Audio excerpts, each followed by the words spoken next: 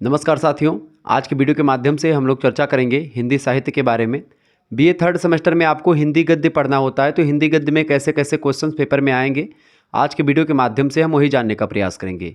यानी एक शब्द में अगर कहूँ तो ये मॉडल पेपर है 2025-26 की परीक्षाओं में, यानी कि जो 2024, 25, 26, 27, 28 इन सभी की परीक्षाओं में पूछे जा सकते हैं। हिंदी साहित्य के बीए थर्ड सेमेस्टर में आपको गद्य पढ़ना होता है हिंदी का। हिंदी गद्य में नाटक, कहानी, एकांकी, रिपोर्टाज, डायरी, संस्मरण, रेखाचित्र, यही सब आपको जानने होते हैं। ठीक है, तो कुछ रेखाचित्र, कुछ रिपोर्टाज, कुछ डायरी, इस तरीके से कुछ कहानियाँ, कुछ निबंध, ठीक है, ये सब आपके पाठ्यक्रम में संकलित हैं। सिलेबस ऑलरेडी मैंने डिस्कस कर रखा है, आप लोगों ने देखा होगा उसको, अगर नहीं देखा तो देख लीजिएगा।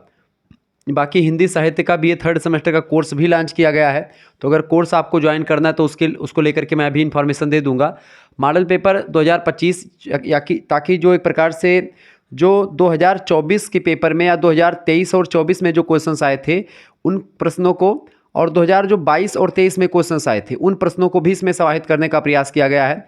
यानी कि ये मॉडल पेपर है, इसमें अति लघु उत्तरीय, लघु उत्तरीय, दीर्घ उत्तरीय प्रश्नों को समाहित करने का प्रयास है। तो हिंदी गद्य में आइए जानने का प्रयास करते हैं अब की बार पेपर कैसा आएगा और किस तरीके का एक प्रकार से आपका पेपर होगा। देखिए, पेपर में एक प्रकार से जो क्वेश्चंस आएंगे वो तो आएंगे, लेकिन इसके साथ ही साथ इसमें कुछ व्याख्या करने को लेकर के भी फैक्टर्स आएंगे। तो व्याख्या वाला पोर्शन मैं आपको पूरा का पूरा कहानी वगैरह जो होगा, एक एक कहानी, एक एक रिपोर्टाज, डायरी, संस्मरण, इसको अलग से समझाने का प्रयास करूंगा। तो इसको लेकर के परेशान न हो, ये सब आपको चैप्टर वाइज क्लासेस जो हैं वो मिलती रहती कहाँ पर, जब आप हिंदी का कोर्स लेते हैं।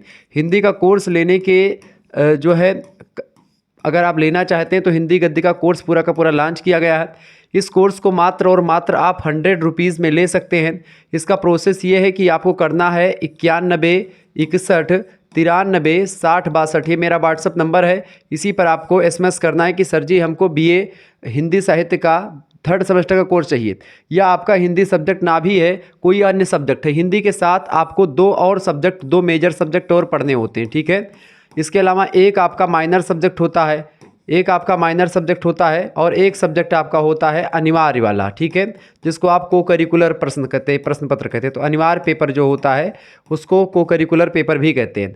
अब अनिवार्य पेपर में BA थर्ड सेमेस्टर में मानव मूल्य और पर्यावरण अध्ययन यानी कि human values and environmental studies के बारे में आपको पढ़ना होता है। माइनर पेपर जो भी आपका होगा वो पढ़ना होता है, और मेजर में 2 अन्य सब्जेक्ट आपके होंगे, जैसे पॉलिटिकल साइंस या मतलब कि जियोग्राफी हो सकता है, पॉलिटिकल साइंस हिस्ट्री हो सकता है। अच्छा, पॉलिटिकल साइंस और हिस्ट्री और जियोग्राफी और इकोनॉमिक्स से 4 सब्जेक्ट सोशल साइंस के हैं, तो ये चारों कॉम्बिनेशन सब्जेक्ट माने जाते हैं। तो 2 का कॉम्बिनेशन देखा जाता है बीएड वगैरह में, तो उसके दृष्टिकोण से अगर देखें तो ये अच्छी चीज़ें होती हैं। तो आपको करना क्या है कि 91 61 93 60 62 पर SMS करना है कि हमको कोर्स चाहिए। जब आप हिंदी का कोर्स ज्वाइन करते हैं तो आपको एक ग्रुप से ऐड कर दिया जाता है। ठीक है, उस ग्रुप में क्या होता है, आपको पर्टिकुलर सब्जेक्ट की, खास करके हिंदी की तो वीडियोज़ मिलती ही रहती हैं। हिंदी के अलावा आपको अदर जो आपके 2 मेजर सब्जेक्ट हैं, एक माइनर सब्जेक्ट है और एक अनिवार्य पेपर जो है, इन सभी के एक प्रकार से भी वीडियोज़ लेक्चर आपको मिलेंगे, लाइव क्लास यूट्यूब पर मिल जाएंगी, और उस ग्रुप में भी लिंक मिलती रहेगी हर एक जो है चैप्टर वाइज वीडियोज़, मतलब कि अदर सब्जेक्ट की भी, जैसे sociology, political science, history, geography, home science, economics, ये सब। ठीक है, इसके अलावा अगर बात की जाए तो इसमें आपको मॉडल पेपर्स मिलेंगे। जैसे ये मॉडल पेपर मैं डिस्कस कर रहा हूँ, तो इस मॉडल पेपर की PDF जो होगी आपको मिल जाएगी। PDF नोट्स आपको मिलते रहते हैं। इसके अलावा आपकी रिवीजन क्लास अभी बाकी है, रिवीजन क्लास भी मैं करवाऊँगा, तो इसको लेकर के आप परेशान ना हो। बड़ी ही बारीकी के साथ चीज़ें एक प्रकार से इसमें डिस्कस की जाएंगी। अगर हिंदी वाला ये कोर्स आप लेते हैं तो इसमें आपको सारे सब्जेक्ट पढ़ा दिए जाएंगे मात्र और मात्र कितने रुपए में, 100 रुपये में। तो आज के युग में इतना सस्ता एक प्रकार से मैंने कर दिया ताकि आपको कोई दिक्कत ना हो। 100 रुपये हर व्यक्ति एक प्रकार से इकट्ठा कर सकता है और कोर्स ले सकता है, तो इसीलिए मैंने बहुत ही कम प्राइस रखी है। तो फटाफट से आप लोग एडमिशन शुरू कर दें। अगर हिंदी ये वाली आप पढ़ लेंगे तो इसके बाद में आप मान लेते हैं आगे चल करके आपको नेट JRF की तैयारी करनी है, ठीक है, या आपको TGT TGT PGT हिंदी से करना है, ठीक है, या एक प्रकार से और भी तैयारी ऐसे खास करके किसी विश्वविद्यालय में आपको एडमिशन लेना है, MA वगैरह करनी है आपको, और तो उसके लिए बहुत ही उपयोगी होगा। और आगे चल करके हिंदी गद्य अगर आप मजबूती से पढ़ लेंगे तो आगे चल करके हिंदी जो आप 5th सेमेस्टर में या 6th सेमेस्टर में हिंदी पढ़ेंगे उसमें आपके लिए बहुत उपयोगी होगा, यानी एक आधारशिला आपकी तैयार होगी। तो फटाफट से आप SMS करें 91 61 93 60 62 पर तुरंत एक प्रकार से, और आपको ग्रुप से ऐड कर दिया जाएगा। चले अब आइए प्रश्नों के बारे में हम समझ लेते हैं कि आखिरकार क्या क्या हमको पढ़ना है और कौन कौन से क्वेश्चंस पिछले कई वर्षों में एग्जाम में पूछे गए हैं। देखिए, पहला क्वेश्चन आपकी स्क्रीन पर आ चुका है। एकांकी को परिभाषित कीजिए। ये अति लघुत्तरीय का प्रश्न है। 3 टाइप के प्रश्न आपके पूछे जाते हैं, अति लघुत्तरीय, लघुत्तरीय और दीर्घोत्तरीय। अति लघुत्तरीय प्रश्नों की संख्या 10 होती है, लघुत्तरीय प्रश्नों की संख्या 8 होती है जिनमें से 5 या 4 करने होते हैं, और दीर्घोत्तरीय प्रश्नों की संख्या 4 होती है जिनमें से आपको 2 करने होते हैं या किसी किसी विश्वविद्यालय में एक ही प्रश्न करना होता है। इस तरीके का पेपर पैटर्न है। जहाँ पर 2 करने होंगे वहाँ पर 3 घंटे की परीक्षा होगी, जहाँ पर 1 करने होंगे वहाँ पर एक प्रकार से 2 घंटे की परीक्षा होगी। अधिकतर विश्वविद्यालय 2 घंटे की ही परीक्षा प्रेफर कर रहे हैं इस दौरान। प्रश्न है, एकांकी किसे कहते हैं? एक अंक में जो नाटक खत्म हो जाए उसी को एकांकी कहते हैं। एक अंक के नाटक को क्या कहते हैं? एकांकी। देखिए, नाटक में 2 चीज़ें होती हैं, एक होता है अंक और दूसरा होता है दृश्य। दृश्य मतलब कि जैसे कितने दृश्य हैं नाटक में, दृश्य मतलब कितना सीन है। अब नाटक में हो सकता है, नाटक में 10-15 सीन होते हैं और 4-5 अंक होते हैं, यानी नाटक में कई अंक होते हैं। अब लेकिन जब बात हम एकांकी की करते हैं तो एकांकी छोटी होती है। एक अंक का नाटक ही एकांकी कहलाता है। जैसे एक घूंट हिंदी का पहला एकांकी माना जाता है, जो कि 1929 में प्रकाशित हुआ था और इसको लिखा है जयशंकर प्रसाद ने। ठीक है, तो एकांकी का मतलब सीधा सीधा होता है एक अंक का नाटक, यानी ऐसा नाटक जो कि एक अंक में समाप्त हो जाए। लेकिन एक अंक कहने का मतलब ये नहीं कि इसमें केवल एक ही सीन है, 2-3 सीन हो सकते हैं, 2-3 दृश्य हो सकते हैं, अंक लेकिन एक ही होगा। आइए समझने का प्रयास करते हैं। एकांकी को परिभाषित करते हुए प्रोफेसर राजेंद्र प्रसाद श्रीवास्तव ने लिखा है कि किसी तथ्य यानी किसी कोई फैक्ट है, अनुभूति या विचार के किसी महत्वपूर्ण अंश का, किसी तथ्य यानी फैक्ट, किसी अनुभूति या किसी विचार के किसी महत्वपूर्ण अंश का, कोई विचार का अंश है महत्वपूर्ण, किसी अनुभूति का महत्वपूर्ण अंश या किसी तथ्य का महत्वपूर्ण अंश का क्या करते हैं? एक अंक तथा एक अथवा अनेक दृश्यों में, एक अंक हो सकता है, एक ही दृश्य में हो सकता है एकांकी नाटक खत्म हो जाए, या फिर इसके 4-5 दृश्य या 2-3 दृश्य भी हो सकते हैं, अनेक दृश्य हो सकते हैं, अनेक सीन हो सकते हैं। इसमें प्रभावपूर्ण तरीके से, किसके? इफेक्टिव तरीके से, प्रभावपूर्ण तरीके से नाट्य अभिव्यंजन। नाट्य अभिव्यंजन का मतलब क्या होता है कि एक प्रकार से इसका अभिनय किया जाता है, एक्टिंग करी जाती है। ठीक है, नाट्य अभिव्यंजन ही एकांकी होता है। बड़ी ज़बरदस्त परिभाषा दी किसने भैया? प्रोफेसर राजेंद्र प्रसाद श्रीवास्तव ने। क्या कहा कि एकांकी जो होती है किसी तथ्य, अनुभूति या विचार के किसी महत्वपूर्ण अंश का एक अंक तथा एक अथवा अनेक दृश्यों में प्रभावपूर्ण तरीके से नाट्य का अभिव्यंजन होता है एकांकी। ठीक है, ये परिभाषा आप लोग नोट डाउन कर लीजिएगा। हालांकि नोट करने की कोई ज़रूरत भी नहीं है, अगर आप कोर्स ले लेंगे तो आपको ये सारी चीज़ें मिल जाएंगी, मैं आपको आपके पास शेयर कर दूंगा। ठीक है, तो ये आप मात्र 100 रुपये खर्च करके कोर्स ले सकते हो। उसमें चैप्टर वाइज क्लासेस और हर एक सब्जेक्ट की PDF नोट्स, मॉडल पेपर की PDF नोट्स, सब कुछ आपको उसी 100 रुपये में दिए जाते हैं। ठीक है, ये बात आप ध्यान रखेंगे। आइए जानने का प्रयास करते हैं अगला क्वेश्चन। अगला प्रश्न आप देखेंगे, दूसरा क्वेश्चन है भैया, रिपोर्टाज क्या है? रिपोर्टाज रिपोर्ट शब्द से बना हुआ है। रिपोर्टाज बेसिकली फ्रांसीसी भाषा का एक शब्द है। ठीक है, तो ये प्रश्न ऑब्जेक्टिव में कई बार पूछा गया है कई विश्वविद्यालयों में। रिपोर्टाज शब्द किस भाषा का शब्द है? तो रिपोर्टाज शब्द फ्रांसीसी भाषा का शब्द है। यह गद्य की नवीनतम विधाओं में से एक है, यानी कि ये अभी जल्दी विकास हुआ है रिपोर्टाज का। रिपोर्टाज एक प्रकार से प्राचीन गद्य विधा नहीं है, नवीन गद्य विधा है। जिस रचना में वर्ण विषय का आंखों देखा तथा कानों सुना ऐसा विवरण प्रस्तुत किया जाए कि पाठक की हथतंत्री के तार झंकृत हो उठें और वह उन्हें भूल ना सके। मतलब ऐसा कोई घटना हो जाए, उस घटना का आंखों देखा हाल कहा जाए या कानों सुना हाल। ठीक है, रोचक पूर्ण तरीके से या एक प्रकार से उसको पाठक को कुछ ऐसे तरीके से बताया जाए जिससे क्या हो, उसके एक प्रकार से जो अंतरात्मा है वो दहल जाए और वो उस घटना को भूल ना पाए, उसे ही रिपोर्टाज कहते हैं। जैसे आप देखते हैं जो पुलिस वगैरह रिपोर्ट प्रस्तुत करते हैं वही रिपोर्टाज जैसी होती है। जब यही रिपोर्ट जब कोई साहित्यकार प्रस्तुत करता है तो उसी को रिपोर्टाज कहते हैं, और पुलिस वगैरह रिपोर्ट जो प्रस्तुत करते हैं उसको प्रतिवेदन बोलते हैं। ठीक है, रिपोर्टाज बेसिकली क्या होता है, कुछ साहित्यिक ढंग से लिखा जाता है, कुछ प्रभावपूर्ण तरीके का प्रयोग किया जाता है, इसमें इफेक्टिव होता है। क्लियर? ये बात आप ध्यान रखेंगे। तो रिपोर्ट जो रिपोर्टाज रिपोर्ट नहीं है, ये बात भी ध्यान रखेंगे। रिपोर्ट जैसा ही एक चीज़ होता है रिपोर्टाज, रिपोर्ट में केवल यथातथ्य वर्णन होता है, जो घटना होती है उसका वर्णन वैसे का वैसे रिपोर्ट में कर दिया जाता है। रिपोर्टाज में क्या होता है, कथ्यों को कलात्मक और भावपूर्ण ढंग से लिखा जाता है। मैंने आपको बताया था कि प्रभावपूर्ण तरीके से एक साहित्यकार क्या करता है, उसको लिख देता है। मैंने कहा कि रिपोर्ट जो होता है वो एक प्रकार से जो पुलिस लोग लिखते हैं या पुलिस वगैरह से संबंधित होती है प्रशासनिक मामलों में, वो रिपोर्ट केवल एक प्रकार से प्रशासनिक सीमा तक ही सीमित है, ठीक है। लेकिन जब हम बात करते हैं रिपोर्टाज की, तो ये साहित्यिक शैली को ध्यान में रख करके और इफेक्टिव तरीके से, कलात्मक या रुचिपूर्ण तरीके से लिखा जाता है। इस रचना विधा का जन्म द्वितीय विश्व युद्ध के समय हुआ था। द्वितीय विश्व युद्ध का समय 1939 ईस्वी में युद्ध शुरू हुआ, 1945 ईस्वी तक युद्ध लड़ा गया। 6 वर्षों तक द्वितीय विश्व युद्ध चला था। इसी दौरान एक प्रकार से रिपोर्टाज विधा की शुरुआत होती है। हिंदी में रिपोर्टाज लेखन की शुरुआत शिवदान सिंह चौहान की रचना लक्ष्मीपुरा से मानी जाती है। यानी हिंदी का पहला रिपोर्टाज जो मान सकते हैं वो लक्ष्मीपुरा को मान सकते हैं, जो कि शिवदान सिंह चौहान की रचना है। पहला रिपोर्टाज लक्ष्मीपुरा नाम से प्रकाशित हुआ इनका, ठीक है। आगे बढ़ते हैं और भी चीज़ों को जानने का प्रयास करते हैं। फटाफट से एक बार वीडियो को लाइक और शेयर करते रहिएगा। सभी दोस्तों को कोर्स के बारे में बताएं और आसानी से आप लोग पढ़ें। चलें अगला क्वेश्चन से तीसरा नंबर। तीसरा क्वेश्चन आपकी स्क्रीन पर आ चुका है भैया। साक्षात्कार। साक्षात्कार को अंग्रेजी में इंटरव्यू कहते हैं। भेंट वार्ता हिंदी में इसके लिए और एक शब्द प्रचलित होता है, भेंट वार्ता, ठीक है। तो इसमें क्या होता है कि दो व्यक्ति आपस में बैठ करके किसी मुद्दे पर चर्चा करते हैं, प्रश्नोत्तर करते हैं, या हो सकता है 4 लोगों का पैनल हो और 1 लोगों का कोई इंटरव्यू ले रहे हों, ऐसा ही होता है। लेकिन आजकल के जो इंटरव्यू होते हैं, जैसे कि कोई साहित्यकार हो, जैसे रामविलास शर्मा जी मिले थे सूर्यकांत त्रिपाठी निराला से, तो उन्होंने लिखा कि मैं इनसे मिला, ठीक है। सूर्यकांत त्रिपाठी निराला जी से मिले थे, उसी पर एक प्रकार से उन्होंने वो रचना लिख दी। तो रिपोर्टाज मतलब कि जब मीटअप होता है 2 बड़े साहित्यकारों का, या एक प्रकार से एक साहित्यकार है जो कि अभी उभर रहा है, वो जाता है बड़े साहित्यकारों के पास, उनका इंटरव्यू लेता है, उनके बारे में लिखता है। साक्षात्कार भी प्रतिष्ठित विधा है।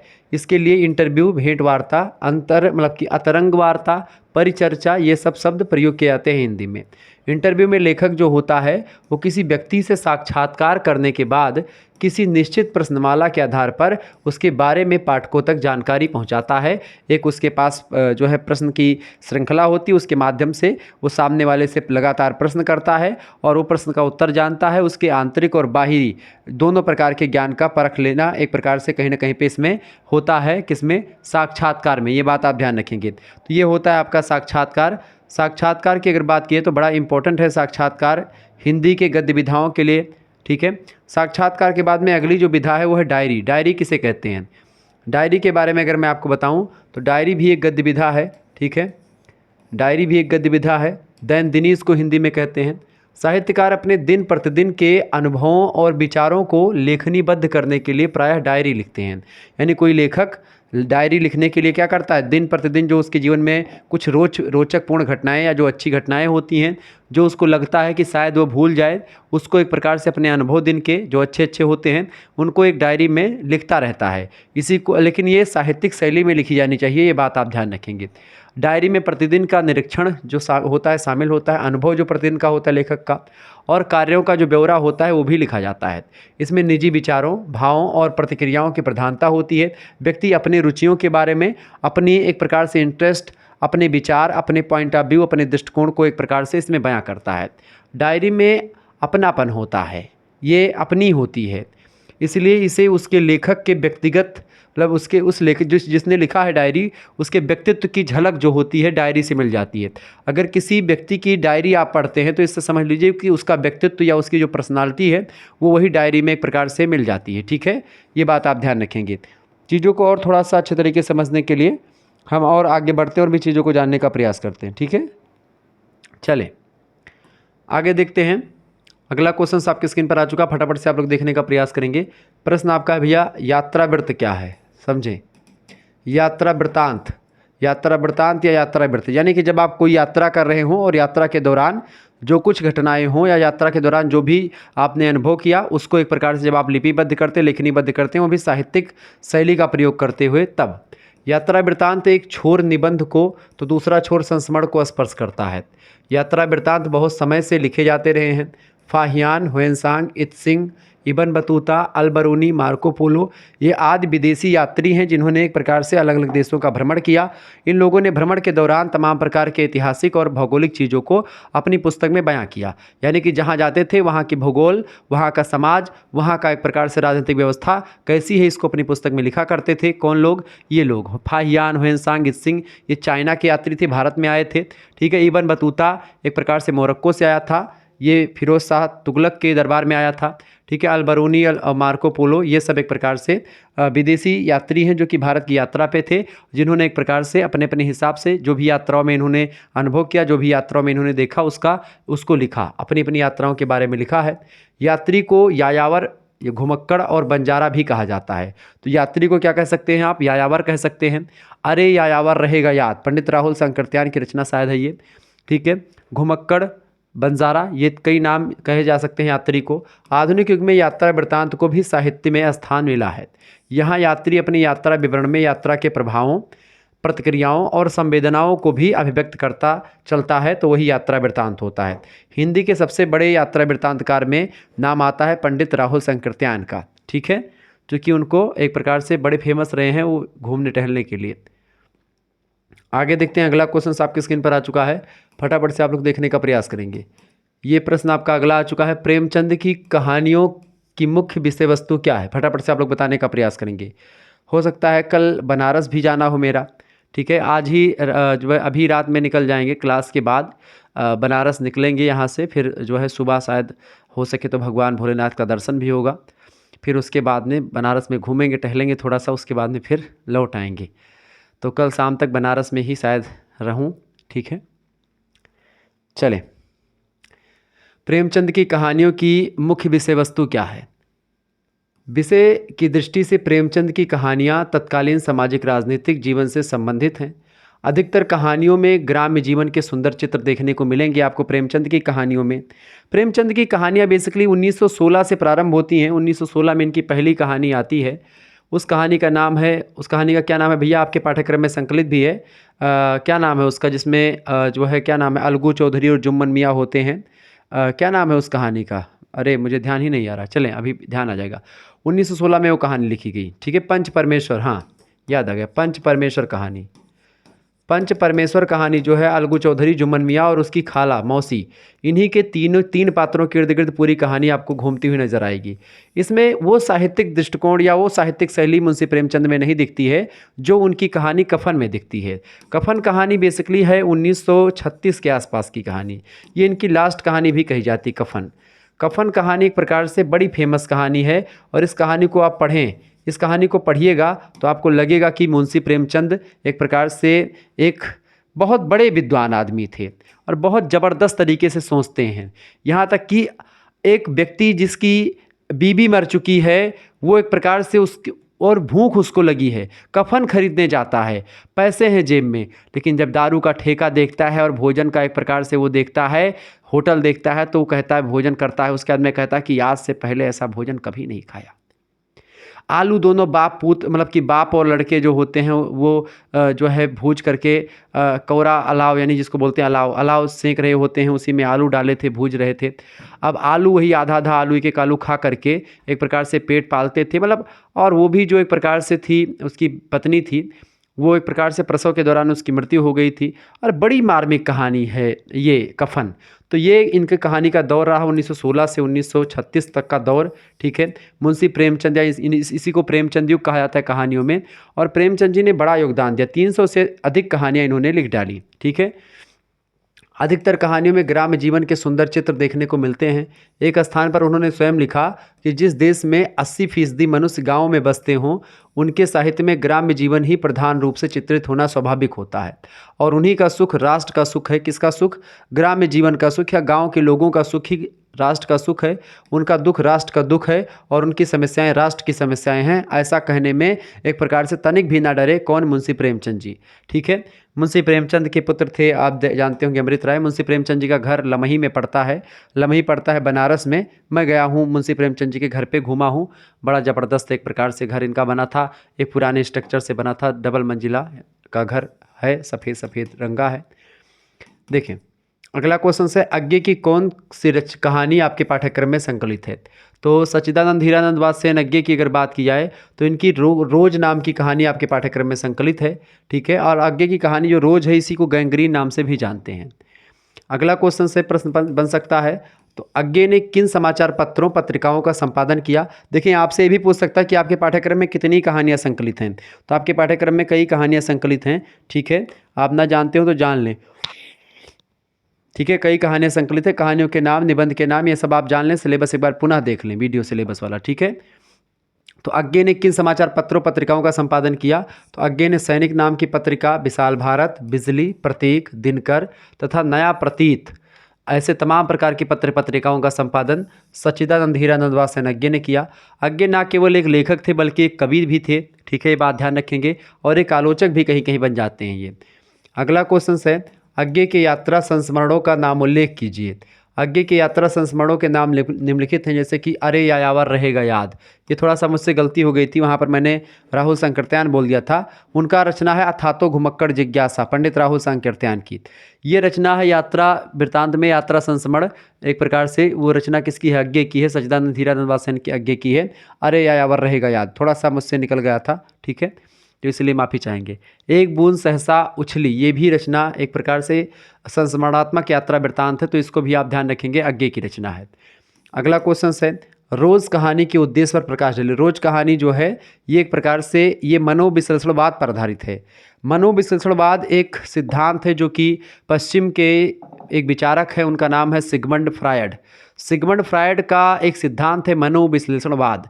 उसी मनोविश्लेषणवाद का प्रभाव आप देखते हैं प्रयोगवाद जो विचारधारा रही है हिंदी में उस पर पड़ता है, और आज्ञे जी प्रयोगवादी विचारक रहे हैं। आज्ञे जी पर और जैनेन्द्र कुमार, इन दो लेखकों पर प्रभाव है मनोविश्लेषणवाद का। ये मनोवैज्ञानिक कहानीकार की श्रेणी में आते हैं। ठीक है, और इसीलिए ये कहानी जो रोज कहानी है मनोवैज्ञानिक धरातल पर लिखी गई कहानी है। इसमें एक स्त्री जो कि गृहस्थी का पालन करती है, घर में रहती है, उबन घुटन की कहानी है ये। ठीक है, कहानी के बारे में बता दूंगा। रोज कहानी का प्रमुख उद्देश्य मध्यम वर्गीय परिवार की घर गृहस्थी में तल्लीन नारी की एक रास्ता। नारी किस तरीके से उदास रहती घर में। पहले सीरियल वूरियल भी नहीं होते थे, मोबाइल फ़ोन भी नहीं होती थी। उस दौरान पुरुष तो नौकरी पे चला जाता था, लेकिन महिलाएं घर पे केवल क्या करती थीं? चौका चूल्हा बर्तन, उसके करने के बाद में फिर क्या आराम से लेटो। उसके बाद उससे पहले कोई काम ही नहीं बचता था, या कोई काम कितना काम कर ले। और उस दौरान ये भी नहीं था कि भाई हफ्ते भर में यहाँ पर जा करके भोजन कर लो, वहाँ पर जा करके भोजन कर लो। मतलब वही सिस्टम पूरा का पूरा। ठीक है, 365 दिन क्या करना था? बस यही करना था कि बस केवल खाओ पियो और इसके बाद में सो, बस इतना ही काम था। तो वो नारी जो दिन भर एक प्रकार से काम करती, बच्चे हो जाते, बच्चों की देख रेख में व्यस्त हो जाती है, घर में अकेले चहरदीवारी में एकदम से बंद रहती है। उसके घुटन की कहानी, उदासीनता की कहानी है। घुटन टूटन से एक यथार्थ एहसास को पकड़ना इस कहानी का उद्देश्य है, और इसी को उपयुक्त वातावरण की सृष्टि पाठकों को उसमें डुबा देती है। कहानी पढ़ेंगे मज़ा आ जाएगा एकदम से। रोज़ कहानी मैंने पढ़ाई भी है, यूट्यूब पर पढ़ी होगी, 2024 वाले लेक्चर में आप देख लीजिएगा। आगे देखते हैं, अगला क्वेश्चन आपकी स्क्रीन पर आ चुका है, फटाफट से आप देखने का प्रयास करेंगे। रोज कहानी प्रथमतः किस नाम से प्रकाशित हुई थी? तो रोज कहानी पहले गैंग्रीन नाम से प्रकाशित हुई थी। ये प्रश्न पूछा गया था कई बार। अगला क्वेश्चन से रोज कहानी के प्रमुख पात्रों के नाम बताएं। इसमें एक कथावक्ता है जो मैं के नाम से है, मैं शैली में कहानी लिखी गई है। मैंने मैं शैली अपनाई, यानी कि आज्ञे की जो शैली कहानी की मैं शैली है, मनोविश्लेषणवाद से प्रभावित है, मनोवैज्ञानिक धरातल पर कहानी लिखी हुई है। मालती जो है महिला है, माहेश्वर उनके पति हैं।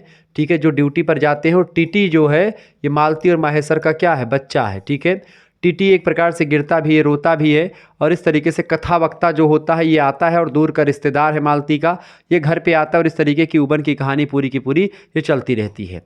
ठीक है, आगे देखते हैं। अगला क्वेश्चन आपकी स्क्रीन पर आ चुका है, फटाफट से आप देखेंगे, मैं समझाऊंगा कहानी। फणीश्वरनाथ रेणु।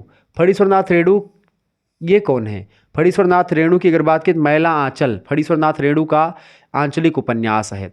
फणीश्वरनाथ रेणु आंचलिक उपन्यासकार हैं। आंचलिक उपन्यासकार या आंचलिक कहानीकार भी इनको कह सकते हैं, क्योंकि इनकी कहानियाँ जो हैं वो एक प्रकार से ग्राम्य अंचल पर आधारित हैं। ग्राम्य अंचल का मतलब क्या होता है? गाँव से रिलेटेड इनकी कहानियाँ रही हैं। तो जो एक प्रकार से कवि या रचनाकार आंचलिक कहानीकार या आंचलिक उसको तब कहते हैं जब वो गवई प्रवृत्ति या गवई विशेषताओं को अपने रचनाओं में स्थान देता है। तो फणीश्वरनाथ रेणु किस प्रकार के कहानीकार के रूप में प्रसिद्ध हैं, प्रश्न पूछा गया। तो फणीश्वरनाथ रेणु को आंचलिक कहानीकार के रूप में असीम प्रसिद्धि मिली है और वे एक सजग कलाकार और कथाकार भी हैं। फणीश्वरनाथ रेणु के प्रसिद्ध कहानियों का नाम उल्लेख कीजिए। आपके पाठ्यक्रम में कौन सी कहानी है? तो फणीश्वरनाथ रेणु की कहानी है तीसरी कसम उर्फ मारे गए गुलफाम। आप उस कथन मतलब उस कहानी को मारे गए गुलफाम भी कह सकते हैं और तीसरी कसम कहानी भी कह सकते हैं। ठुमरी और आदिम रात्रि की महक, ये एक प्रकार से कहानी संग्रह है। इनके कहानी संग्रह का मतलब क्या होता है? ये एक प्रकार से इसमें कई कहानियाँ संकलित हैं, ठीक है। ठुमरी नाम की एक किताब है, उस किताब में कई कहानियाँ लिखी गई हैं एक ही विशेषताओं को जो धारण करती हैं। आदिम रात्रि की महक ये भी एक पुस्तक है कहानी की, जिस पुस्तक में जो कहानियाँ संकलित है वो फणीश्वरनाथ रेणु जी की हैं।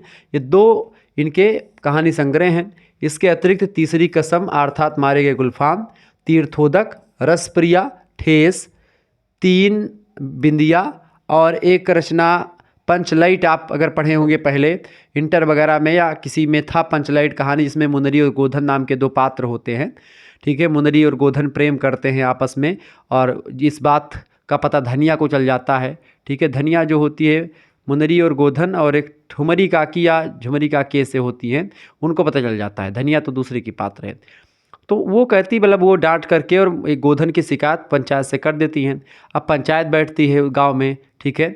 अब जब गांव में पंचायत, बिहार के एक गांव की कहानी है, तो जब गांव में पंचायत बैठती है तो होता क्या है भैया कि पंचायत काटने वाले जो पंच परमेश्वर होते हैं सभी लोग आते हैं। पंचायत में निर्णय मिलता है कि भाई अब जो है गोधन जो होगा ये मुनरी के घर के आसपास से नहीं गुजरेगा, ठीक है। गोधन को देश से निकाला मतलब राज्य से मतलब गाँव से निकाल दिया जाता है, गाँव का हुक्का पानी उसका बंद हो जाता है।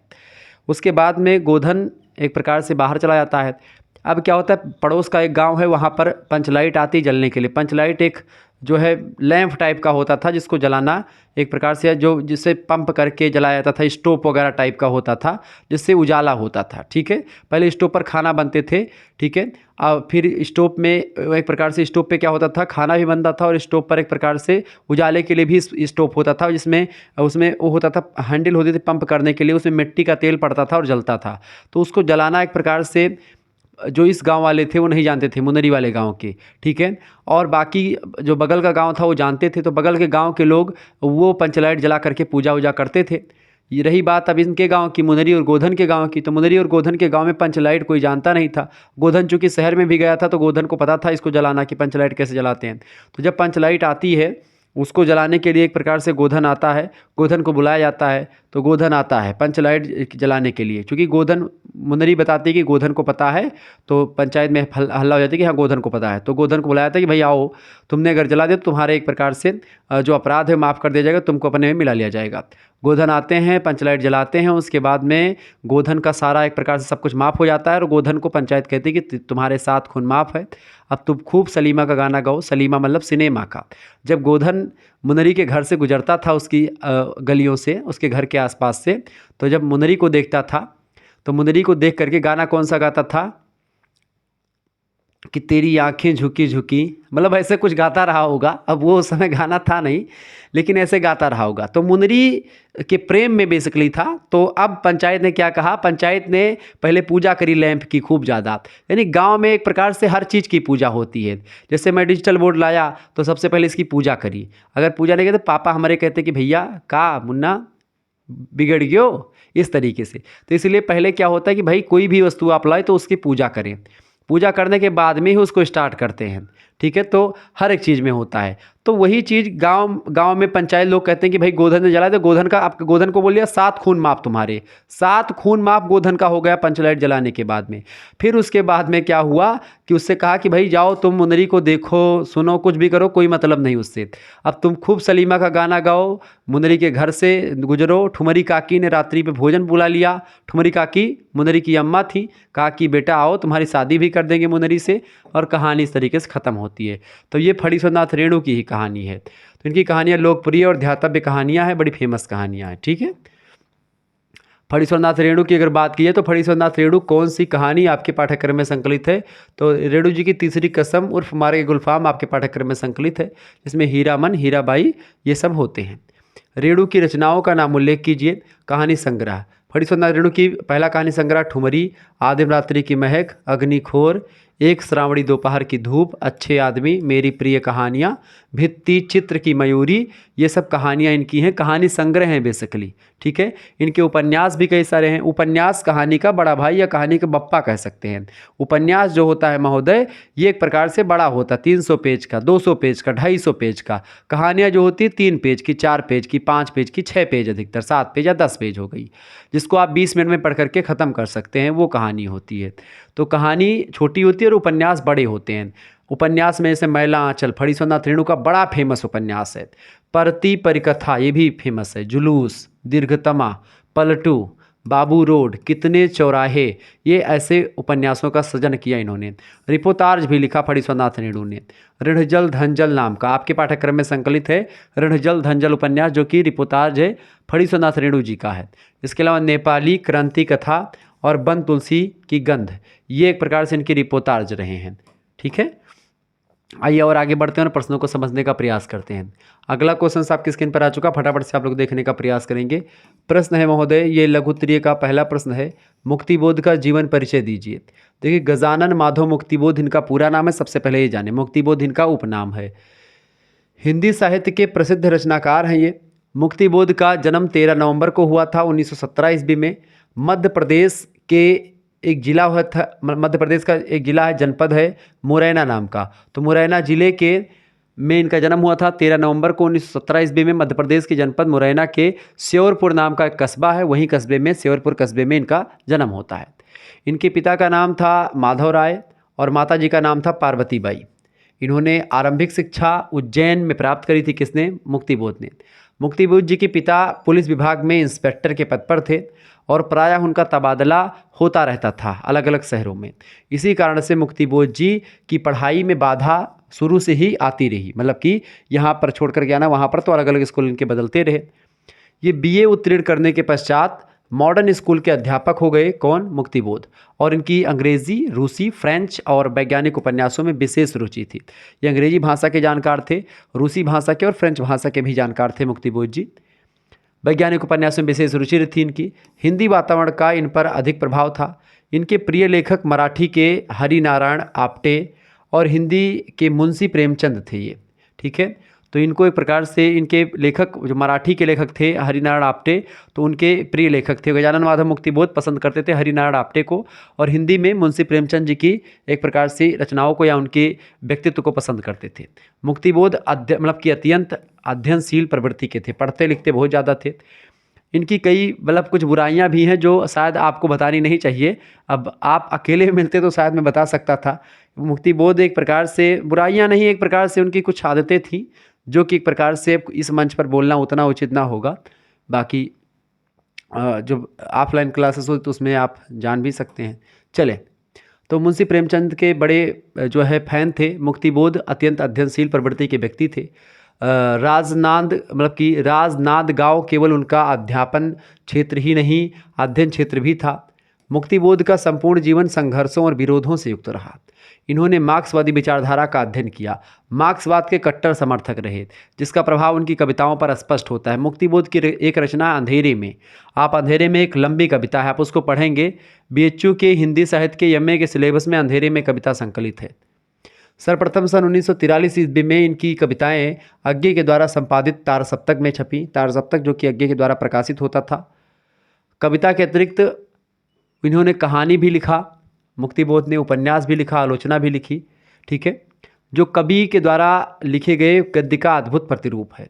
मुक्तिबोध एक समर्थ पत्रकार भी थे। इनका लेखन सन 1935 से माधव कॉलेज उज्जैन से प्रारंभ हुआ था और मृत्यु पर्यंत, यानी जब तक ये मर नहीं गए तब तक इनका लेखन एक प्रकार से चलता रहा। मतलब बड़े विद्वान आदमी थे। माखनलाल चतुर्वेदी द्वारा संपादित करमवीर में इनकी पहली रचना प्रकाशित हुई और 11 सितंबर 1964 को दिल्ली में प्रगतिशील कवि का निधन हो गया। प्रगतिशील विचारधारा के थे, यानी प्रगतिवादी विचारधारा के थे, ये बात आप ध्यान रखेंगे।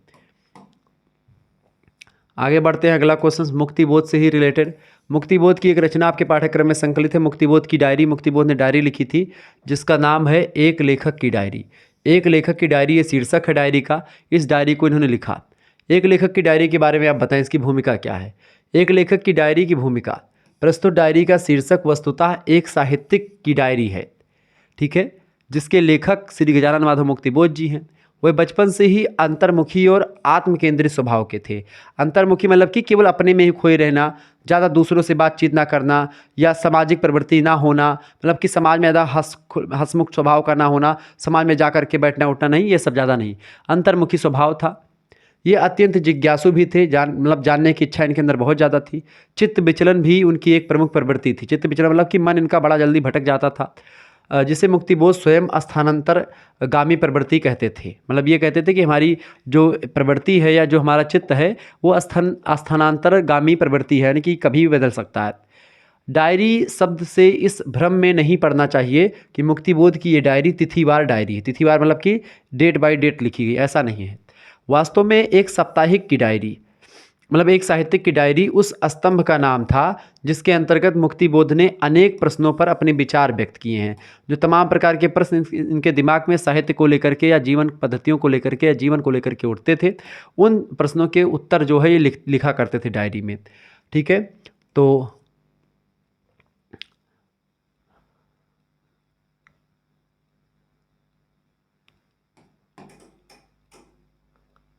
ये अपने विचार व्यक्त किया करते थे। नागपुर से प्रकाशित होने वाली साप्ताहिक पत्रिका नया खून में कभी साहित्यिक तो कभी गैर साहित्यिक विषयों पर मुक्तिबोध के द्वारा जो टिप्पणियाँ, जो टीका टिप्पणी लिखी जाती थी, जो कि प्रकाशित होती थी नया खून नाम की पत्रिका में, तमाम प्रकार के प्रश्नों के उत्तर दिया करते थे, तमाम प्रकार के मुद्दों पर बातचीत किया करते थे। तो वही सब बातचीत, उन्हीं मुद्दों पर दिए गए जो टीका टिप्पणियाँ थी, उन्हीं टीका टिप्पणियों को उठा करके प्रकाशित करवाया गया। उसके पश्चात वसुधा नाम की पत्रिका में उन्होंने निबंधों के माध्यम से जो अपने विचार व्यक्त किए, उन सभी का संकलन कर लिया गया और एक साहित्यिक पत्रिका नाम से शीर्षक से इसको प्रकाशित करवा दिया गया। इसके संबंध में श्री अदीब ने लिखा कि मुक्तिबोध की डायरी उस सत्य की खोज है जिसके आलोक में कवि अपने अनुभव को यूनिवर्सल अर्थ दे देता है, यानी सार्वभौमिक अर्थ दे देता है। मुक्तिबोध ने इसे श्रीकांत वर्मा को दिया था, ठीक है, जिसका प्रकाशन उनके जीवन काल में हुआ था और इसका दूसरा संस्करण मुक्तिबोध की मृत्यु के 2 महीने के बाद में भारतीय ज्ञानपीठ के पुरस्कार, मतलब भारतीय ज्ञानपीठ के द्वारा इसका एक प्रकार से प्रकाशन करवाया गया था। ठीक है, ये बात आप ध्यान रखेंगे। आगे देखते हैं, अगला क्वेश्चन आपके स्क्रीन पर आ चुका, फटाफट से आप देखने का प्रयास करेंगे।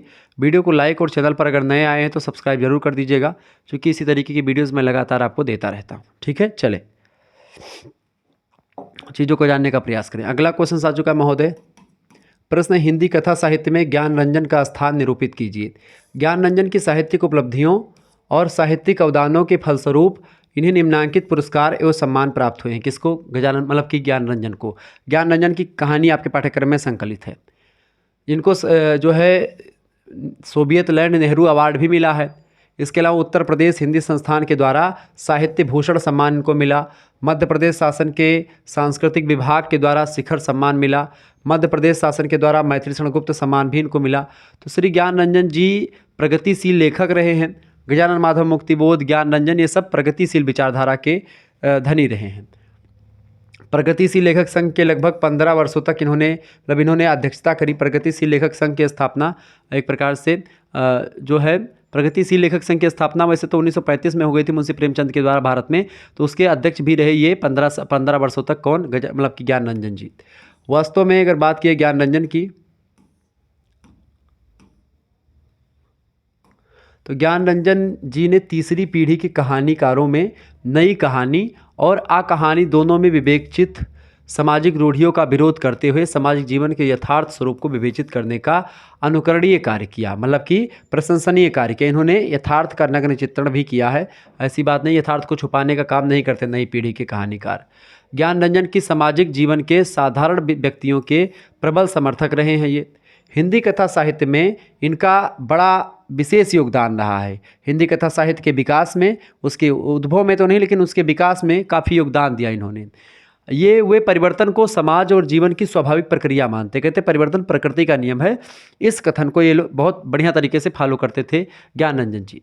इनकी अवधारणा में पुरानी दुनिया के समाप्त होते ही नई दुनिया का अभ्युदय हो गया है, जिसमें सकारात्मक यानी पॉजिटिव और नकारात्मक यानी नेगेटिव दोनों प्रकार की सिचुएशन विद्यमान है, दोनों प्रकार की स्थितियाँ विद्यमान होती हैं। ठीक है, आगे बढ़ते हैं और भी चीज़ों को जानने का प्रयास करते हैं। अगला क्वेश्चन आपकी स्क्रीन पर आ चुका है। प्रश्न आपका दीर्घ उत्तरीय आप या लघु उत्तरीय में ले सकते हैं इनको। महादेवी वर्मा का साहित्यिक परिचय दीजिए। देखिए, महादेवी वर्मा जी का जन्म हुआ था 1907 ईस्वी में उत्तर प्रदेश के फर्रुखाबाद शहर में। इनकी प्रारंभिक शिक्षा इंदौर में हुई थी। 1916 ईस्वी में इनकी शिक्षा कुछ समय के लिए बाधित हुई यानी रुकी, परंतु 1921 ईस्वी 1919 ईस्वी में दोबारा क्रास्ट बेट कॉलेज प्रयाग से अपनी पढ़ाई शुरू कर दी इन्होंने। 1932 ईस्वी में विश्वविद्यालय में से ही संस्कृत भाषा में एमए करने के बाद में प्रयाग में महिला विद्यापीठ की स्थापना करके प्रधानाचार्य नियुक्त हुई है। इन्होंने हिंदी साहित्य के कई दौर देखे। इन्होंने महादेवी वर्मा ने ये छायावादी काव्य के 4 प्रमुख आधार स्तंभों में से एक मानी जाती हैं। छायावाद की दुर्गा भी कहा जाता है, आधुनिक मीरा भी इनको कहा जाता है। इन्हें अपनी रचनाओं में दर्द और पीड़ा की अभिव्यक्ति के कारण से आधुनिक युग की मीरा कहा जाता है। इनकी रचनाओं को अगर आप पढ़ेंगे तो कहती क्या हैं कि मैं नीर भरी दुख की बदली, क्रंदनों में चिर निस्पंद बसा, नैनों में दीपक से जलते, पलकों पर निर्झरड़ी मछली। इस तरीके की रचनाएं लिखते हैं। ठीक है, तो ये एक प्रकार से बेसिकली छायावाद के जितने भी कवि हैं, चार लेखक हैं छायावाद में, 4 स्तंभ हैं, प्रसाद पंत निराला और महादेवी वर्मा। इन चारों को आप देखें तो चारों कहीं ना कहीं पे रौने कवि मान सकते हैं। रौने मतलब ऐसे नहीं कि भाई इनके जीवन में हमेशा दुख ही रहा, दुखी ही जीवन की कथा रही, क्या कहूँ जो आज तक नहीं कही, ऐसे कवि रहे हैं। अपने जीवन के दुखों के माध्यम से समाज के दुखों को उकेरने का काम इस प्रकार के लेखक करते रहे, छायावाद के लेखक। इनका निधन 1987 ईस्वी में हो गया था। किसका? महादेवी वर्मा जी का। लेखिका महादेवी वर्मा ने साहित्य के दोनों क्षेत्र यानी गद्य और काव्य दोनों में सशक्त लेखिका के रूप में काम किया, प्रतिष्ठा प्राप्त करी। निहार, नीरजा, रश्मि, सांध्गी, दीपशिखा, यामा, काव्यकृति, श्रृंखला की कड़ियाँ, अतीत के चलचित्र, स्मृति की रेखाएं, क्षणदा, परिक्रमा, ये सब गद्य कृतियाँ हैं। यानी कि निहार, नीरजा, रश्मि, सांध्गी, दीपशिखा और यामा, ये इनकी रचनाएं जो हैं काव्य की रचनाएं हैं। यामा पर इनको कई पुरस्कार भी मिला है। ठीक है, बाकी श्रृंखला की कड़ियाँ, अतीत के चलचित्र, स्मृति की रेखाएं, क्षणदा और परिक्रमा, ये इनकी गद्य की रचनाएं हैं। चांद पत्रिका के संपादन का भी कार्य इन्होंने किया। ठीक है, चांद एक पत्रिका थी जिसका संपादन भी महादेवी वर्मा जी के द्वारा किया गया। ठीक है, आगे देखते हैं। नीरजा नाम की एक रचना है जिस पर शेक्सपियर पुरस्कार इनको मिला। स्मृति की रेखाओं पर द्विवेदी पदक इनको मिला। हिंदी साहित्य सम्मेलन का मंगला प्रसाद पारितोषिक पुरस्कार इनको मिला। साहित्य सेवा के लिए साहित्य भूषण पुरस्कार इनको मिला महादेवी वर्मा जी को। इसके अलावा यामा पर और दीपशिखा पर इनको ज्ञानपीठ पुरस्कार मिला। ठीक है, किसकी रचनाओं पर? यामा और दीपशिखा दोनों पर इनको ज्ञानपीठ पुरस्कार मिला। मरणोपरांत इन्हें भारत सरकार की ओर से पद्म विभूषण पुरस्कार भी दिया गया। जब ये मर गई उसके बाद में इनको दिया गया। ठीक है, इनके घर वालों को मिला। महादेवी वर्मा मूलतः कवित्री थीं, इसी कारण से उनकी गद्य रचना में भी उनका कवि हृदय, संवेदनाएं और उनकी अनुभूतियों के दर्शन हो जाते हैं। यानी एक प्रकार से एक कवि थी और इनका जो कवि का जो विशेषताएं हैं, कवि के जो तत्व हैं, वो ये भुला नहीं पाती हैं। मतलब एक प्रकार से इनके गद्य रचनाओं में भी एक प्रकार से संवेदनाएं और हृदय की जो एक प्रकार से मार्मिक दशा का वर्णन है वो हो जाता है। इस तरीके से हम लोगों ने आज के वीडियो के माध्यम से कुछ प्रश्नों को समझा जो कि आपकी परीक्षा के लिए बहुत ही उपयोगी थे, बहुत ही महत्वपूर्ण थे। इस तरीके से आप लोगों ने ये समझा। तो हिंदी का कोर्स अगर लेना है, अगर हिंदी का पूरा कोर्स आपको पढ़ना है, ठीक है, तो आप SMS करें, हिंदी नहीं बल्कि किसी भी सब्जेक्ट का BA 3rd सेमेस्टर में। तो 91 61 93 60 62 पर SMS करें। इस कोर्स में एक प्रकार से आप कोर्स लेंगे, इस पर SMS करेंगे कि हमको कोर्स चाहिए हिंदी साहित्य BA 3rd सेमेस्टर का या किसी भी सब्जेक्ट का, तो उसमें सारे सब्जेक्ट की क्लासेस आपकी होती रहेंगी।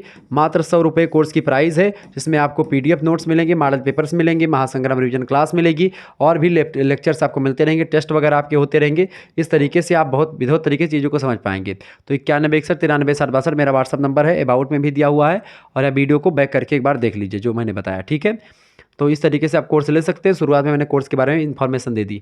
प्राचीन इतिहास का एक प्रकार से मॉडल पेपर जिस तरीके से आज हमने हिंदी का डिस्कस किया, इसी तरीके से प्राचीन इतिहास का भी मॉडल पेपर डिस्कस किया है, और 2024 के जो एक प्रकार से मॉडल पेपर हैं वो भी डिस्कस किए हैं। 2024 के जो क्वेश्चन पेपर हैं वो ऑलरेडी डिस्कस हैं, यूट्यूब पर पड़े हुए प्लेलिस्ट में आप देख लीजिएगा। प्राचीन इतिहास का मॉडल पेपर अभी मैंने डिस्कस किया 2025 का, ये अभी कल की वीडियो है, तो आप इसको अगर नहीं देखें तो देख लीजिएगा। ऐसे ही प्रश्न आपकी परीक्षा में आते हैं, ये बात आप ध्यान रखेंगे। तो आप वीडियो को लाइक और चैनल को सब्सक्राइब कर दीजिएगा। प्राचीन इतिहास का ये भी वीडियो देख लीजिएगा, बाकी हर एक सब्जेक्ट का, और इकोनॉमिक्स का, प्राचीन इतिहास का और हिंदी का, ये तीनों का मॉडल पेपर हो चुका है 2025 की परीक्षाओं के लिए।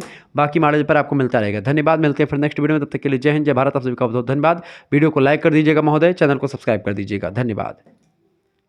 ओके, धन्यवाद।